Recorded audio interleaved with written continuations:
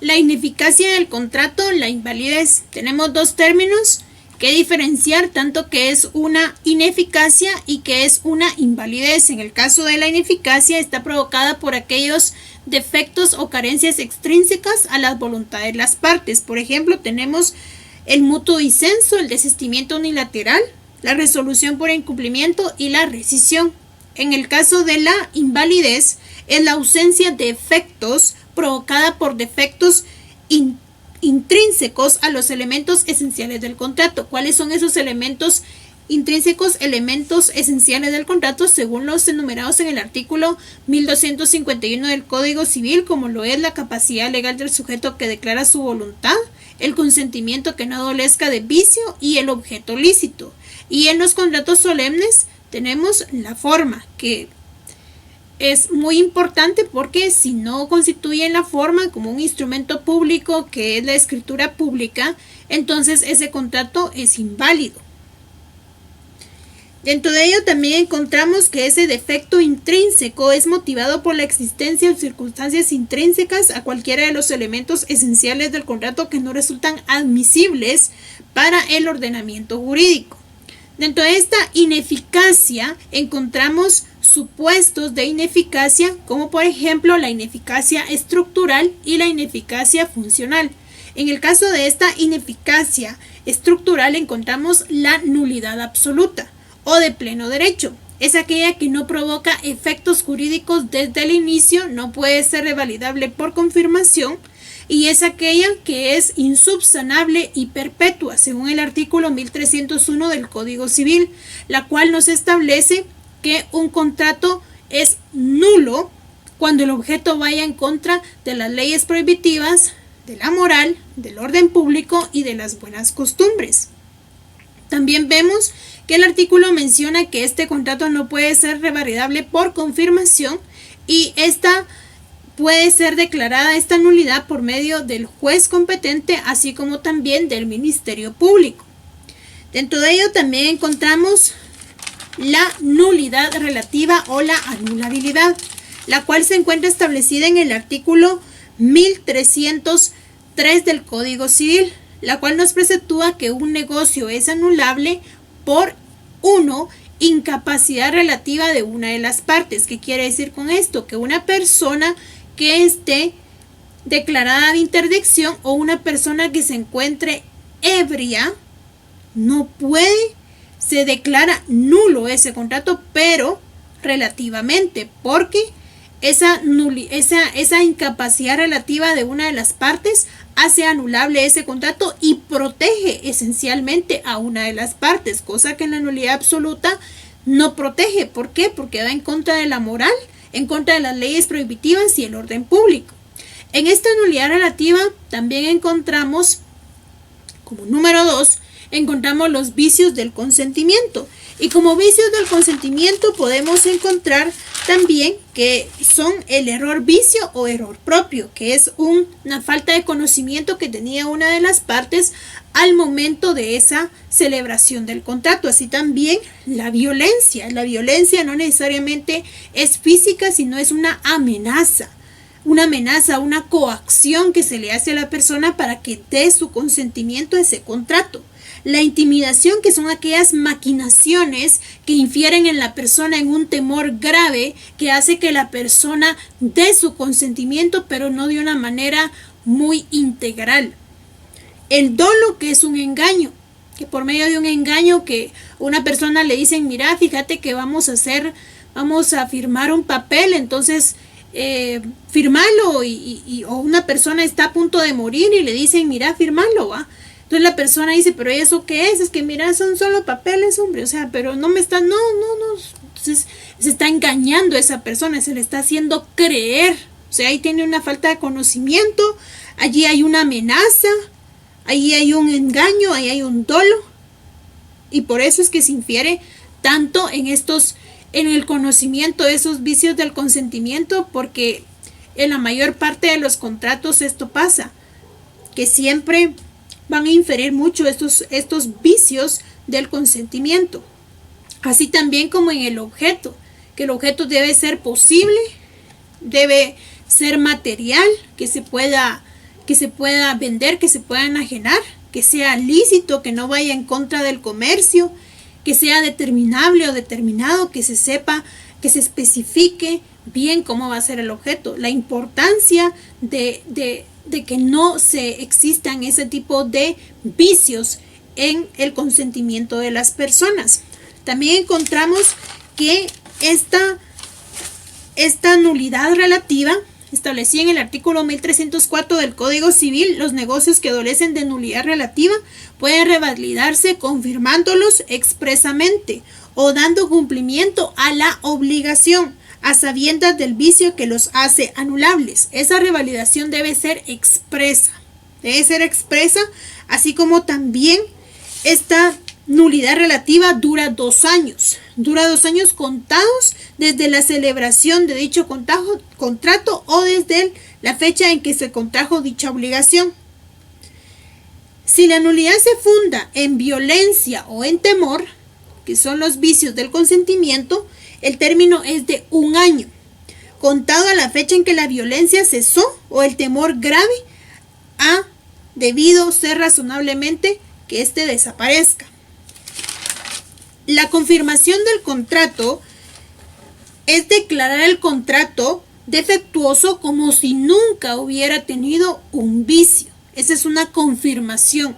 Por eso es que en la nulidad absoluta no se puede dar, porque ahí hubo vicio y va en contra de las leyes prohibitivas, cosa que en la nulidad relativa allí sí se puede dar por confirmación. ¿Por qué?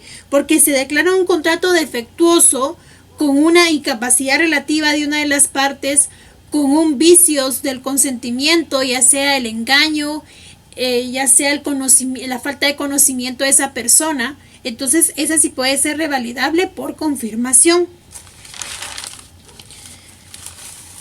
La ineficacia en sentido estricto. La ineficacia en sentido estricto, esta entra dentro de la ineficacia funcional.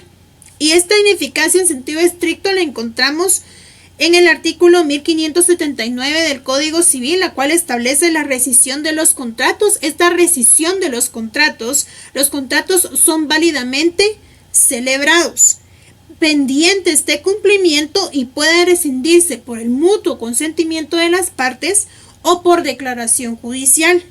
Una vez declarada esta rescisión, tiene un efecto retroactivo. La resolución, según el artículo 1535 del Código Civil, en todo contrato bilateral hay una condición resolutoria y esa condición resolutoria la pide una de las partes. ¿Para qué? Pues para que se resuelva ese contrato o para que se ejecute ese contrato, esa reclamación de esa ejecución de dicho contrato. Y en ambos casos, tanto en la resolución del contrato como en la ejecución de dicho contrato, en ambos casos el pago de daños y perjuicios sí se hubieran convenido. Si los hubiere, si no los hay, no hay pago de daños y perjuicios. Tenemos la revocación. Cuando un contrato va a ser revocado, consiste en una declaración de voluntad, acto jurídico unilateral, por el que se deja sin efecto otro cuya existencia o subsistencia depende de esa misma voluntad. Voy a revocar yo un contrato.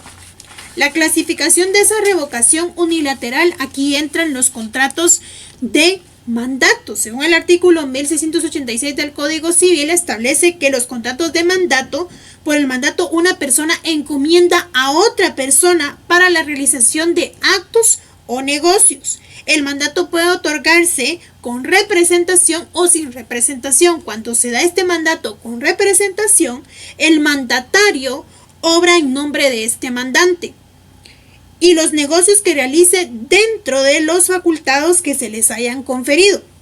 En el mandato sin representación, el mandatario obra en nombre propio, no va a obrar en nombre del mandante, sin que los terceros tengan acción directa contra el mandante. El contrato de donación. ¿Cuándo pasa una donación? Cuando un padre le quiere dar a su hijo, o cuando una persona le quiere donar un terreno, le quiere donar una casa Aquí vemos que está regulado en el artículo 1855 del Código Civil la donación entre vivos. Es un contrato por el cual una persona le transfiere o le traslada el dominio de una cosa a otra, pero es a título gratuito, ahí no existe remuneración económica. Allí no existe remuneración económica, más que solo el traslado del dominio de una cosa a otra persona. En el caso del contrato de comodato, aquí encontramos también que este contrato de comodato es cuando nosotros vamos a una persona entrega a otra gratuitamente, ya sea un bien mueble, no fungible o bien semoviente. Por ejemplo, que yo entregue un caballo, que yo entregue un perro, un gato, un mueble, para que sirva de él por cierto tiempo y para cierto fin, que la persona sea finquera, me la preste y me diga, mira, yo quiero que me prestes tu caballo o quiero que por favor me prestes una vaca. Entonces ese sería un contrato de comodato según el artículo 1957 del Código Civil, pero con el fin o la condición de devolverlo. Simplemente se le va a entregar gratuitamente por ninguna remuneración económica. En el caso del contrato de depósito, según lo regulado en el artículo 1974 del Código Civil, establece que el contrato de depósito, una persona dé a otra persona, alguna cosa para su guarda y conservación. Como cuando nosotros vamos a depositar dinero al banco, solo que ahí yo voy a depositarle a otra persona, no a una entidad bancaria, la guarda y la conservación de esa cosa, pero también con el fin de devolverla cuando el depositante la pida o también por declaración judicial que lo ordene el juez. El desistimiento unilateral es cuando se desvincula libremente y unilateralmente una persona, libre para liberarse del compromiso que se tiene dentro de ese contrato. Ese desistimiento unilateral desestima, ya no sigue, ya no participa, ya no es parte en ese contrato. Encontramos los contratos preparatorios, tanto el contrato de promesa como el contrato de opción. ¿Cuándo se da un contrato de promesa y cuándo se da un contrato de opción?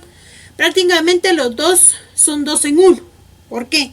Porque el artículo 1674 del Código Civil establece que se suelen asumir por contrato la obligación de celebrar un contrato futuro.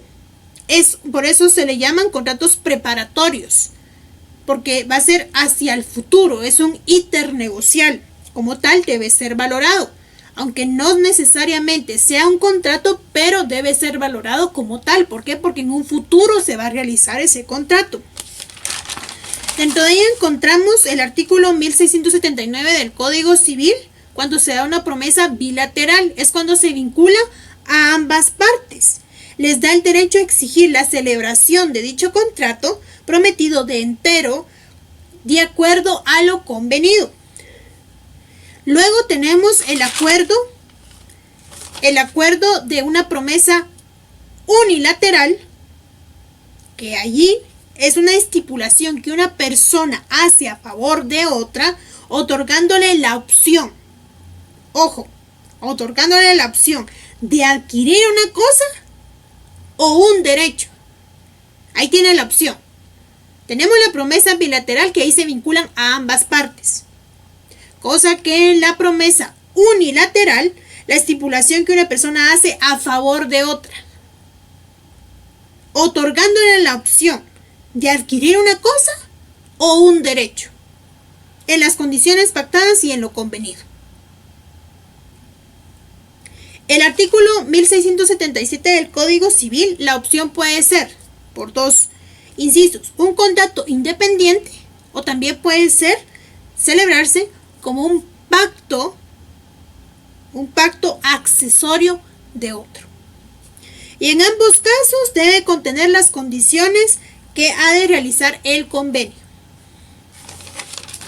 Dentro de ello también encontramos los contratos talativos de dominio a título oneroso, que su efecto fundamental es precisamente la transmisión de la propiedad de una cosa o la titularidad de cualquier otro derecho.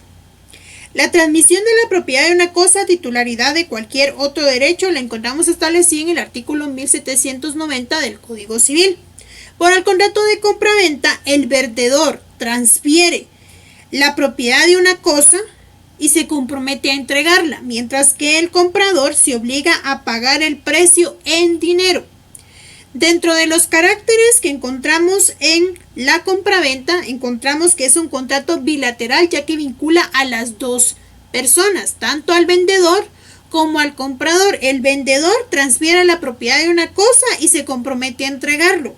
El comprador se obliga a pagar el precio, ya que este es un contrato consensual, que estas dos personas, tanto el vendedor como el comprador, llegaron a un consenso. Es un contrato traslativo de dominio, ya que el comprador le transfiere la propiedad de la cosa al comprador. Es un título oneroso porque es una remuneración económica. Tú me das el bien, yo soy el vendedor, yo te doy el bien, tú como comprador, yo tengo la obligación de darte el bien y tú como comprador me das el dinero, porque es una compraventa a título oneroso.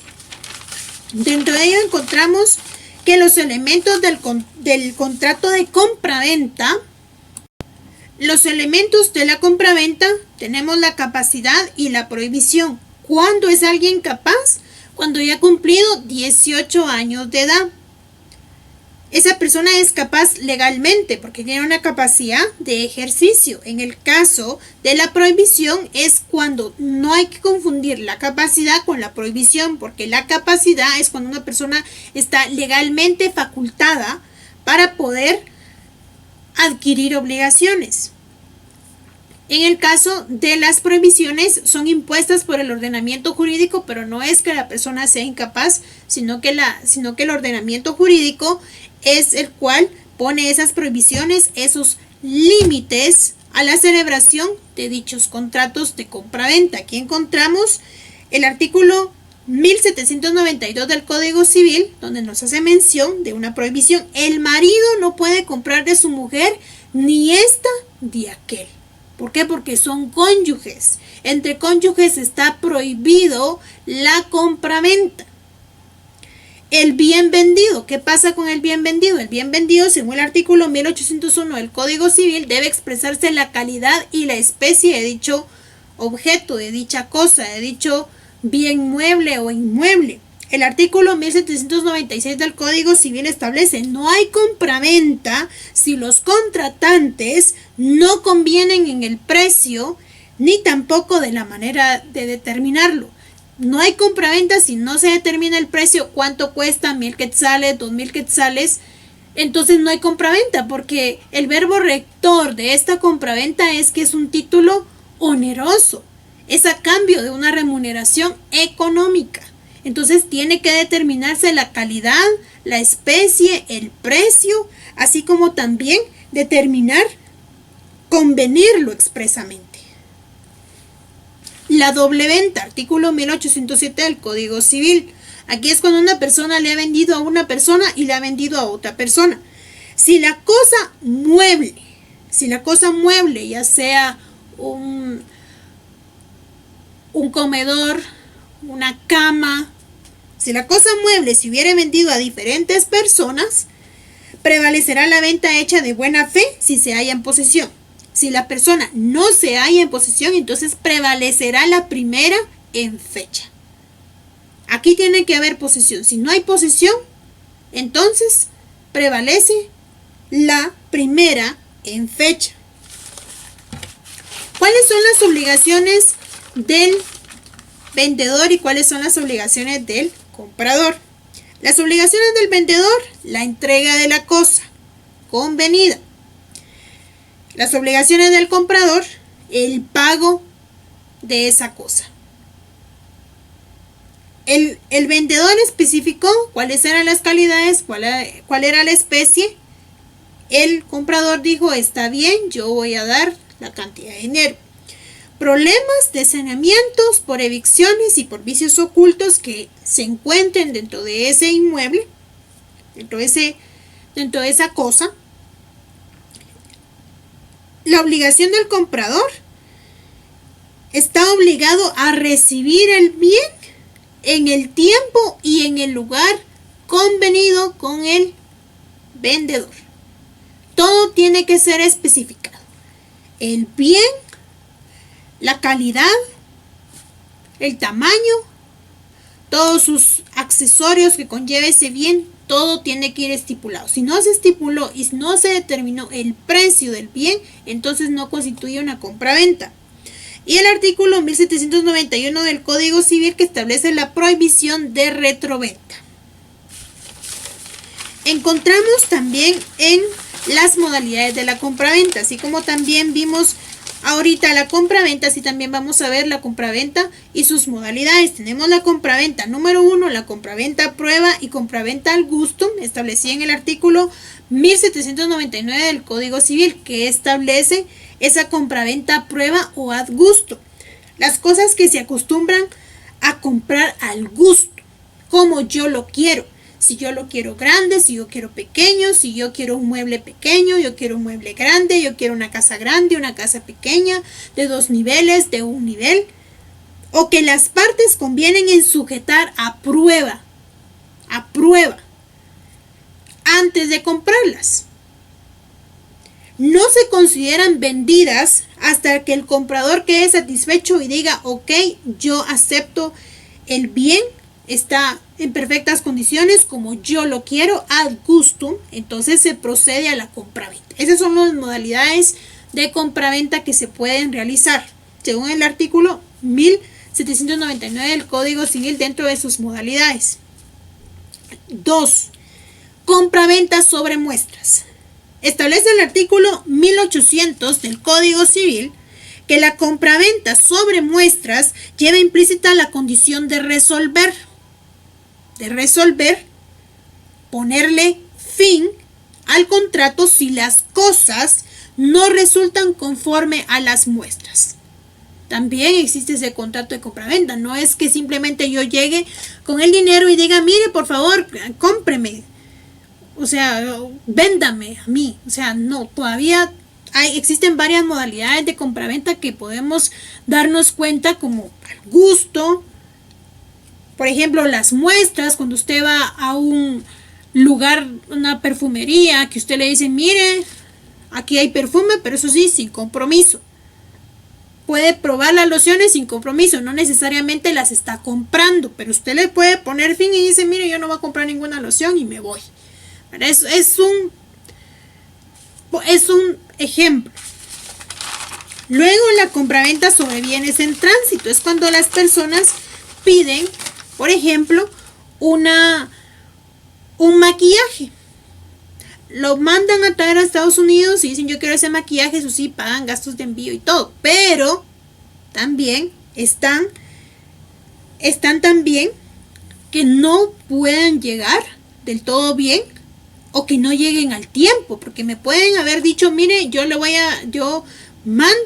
compro por internet, pero eso sí, puede que no me llegue bien, puede que llegue el maquillaje quebrado, puede que no lo tenga bien. La compra sobre bienes futuros. El artículo 1805 del Código Civil también constituye un riesgo. ¿Por qué? ¿Qué establece el artículo 1805 del Código Civil? Pueden venderse las cosas futuras que todavía no existen, antes de que existan en especie, y también una esperanza incierta. Poníamos el ejemplo que yo quiero que me venda usted un 100 de limones, pero usted me dice que usted va a arrendar un terreno y usted ahí va a hacer una siembra de limones persa, y resulta que usted no ha arrendado, no ha comprado los árboles, pero yo sin embargo estoy aceptando esa modalidad de compraventa. Una compraventa sobre bienes futuros que todavía no existen ni se sabe que vayan a existir. Entonces es un riesgo el hacer ese tipo de compraventas. La venta con reserva de dominio, 1834 del Código Civil. El comprador que no pague totalmente el precio o no se realice la condición a que las partes sujetan la consumación de dicho contrato. Al momento de que la persona pague completamente, si hay una reserva de dominio, ahí está el dominio que sí lo tengo, pero todavía no lo tengo. El comprador obtiene por esta modalidad de venta la posesión y el uso. El uso, goce y el disfrute de la cosa menos la posesión. Yo no soy dueño. Hay una reserva de poseerlo, pero no lo poseo. No tengo esa posesión. Cuando el precio se paga totalmente o se cumple la condición, la propiedad plena se transfiere al comprador. Entonces yo ya soy la legítima persona que lo posee. La compraventa con pacto de mejor comprador, artículo 1847 del Código Civil, puede también estipularse en el contrato que la venta se rescindirá a solicitud del vendedor si dentro de un término fijado hubiere quien dé más por la cosa. Se va a rescindir, ¿por qué? Porque dijimos al inicio que cuando se rescinde un contrato es porque está perfectamente válido. Simplemente que aquí pues encontré un mejor comprador que me va a dar más dinero, entonces bueno, pues vamos a rescindir el contrato con el anterior comprador. La compraventa internacional de mercaderías, según la Convención de Viena, que es la Comisión de las Naciones Unidas para el Derecho Mercantil Internacional, con su acrónimo UCITRAL. La permuta. La permuta, establecida en el artículo 1852, es un contrato por el cual cada uno de los contratantes, el permutante y el comprador, realizan un cambio de bienes. Eso sí, no debe pasar ese valor de esos bienes más de la mitad de la otra. Este contrato se rige por los mismos principios del contrato de compraventa, pero también nos damos cuenta que estos caracteres de la permuta son de naturaleza consensual, porque hay un consenso entre ambas partes de realizar ese intercambio de bienes. Un cuadro por un carro. ¿Qué vale más, el cuadro o el carro? Tengo que hacer una balanza para ver cuál de esos, si es la equivalencia de dicho precio o no lo es. Es inalegmático porque ambas partes se intercambian esos bienes. Aquí va el carro y aquí va el cuadro de un pintor famoso. El intercambio de las cosas también. Yo te doy esto, tú me das esto. Es oneroso. ¿Por qué? Porque va implícito esa onerosidad, ese precio, ese valor en las cosas. Va implícito ese valor en las cosas. El objeto, que son los bienes, puede ser un carro, puede ser una casa, puede ser un apartamento, puede ser un vehículo. Es traslativo de dominio porque yo te voy a trasladar ese dominio de esa cosa.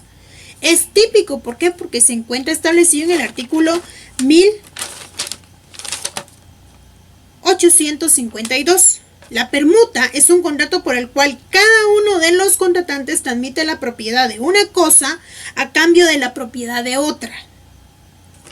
Por eso es típico y es autónomo, porque a pesar que se rige por las mismas reglas de la compraventa, también tiene las propias reglas la permuta. El artículo 1853 del Código Civil establece: si la cosa que se entrega se ha de pagar parte en dinero y parte en otros bienes, el contrato será de permuta. Si yo te doy una parte en joyas y una parte en una casa, eso también constituye una permuta. ¿Por qué? Porque el valor de dichos bienes van a hacer que ese contrato sea oneroso. Siempre que el dinero estipulado no llegue a la mitad del precio de la permuta, según el artículo 1852 del Código Civil. De la permuta. La permuta es un contrato por el cual cada uno de los contratantes transmiten la propiedad de una cosa a cambio de la propiedad de otra. Cada permutante es vendedor de la cosa y comprador de la que recibe a cambio. Y cada una de las cosas es precio de la otra. Este contrato se rige por los mismos principios del contrato de compraventa en lo que le fueren aplicables. Por eso tenemos que dentro de los caracteres es un contrato autónomo y típico.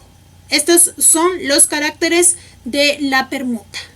Tenemos que es una traslación de bienes.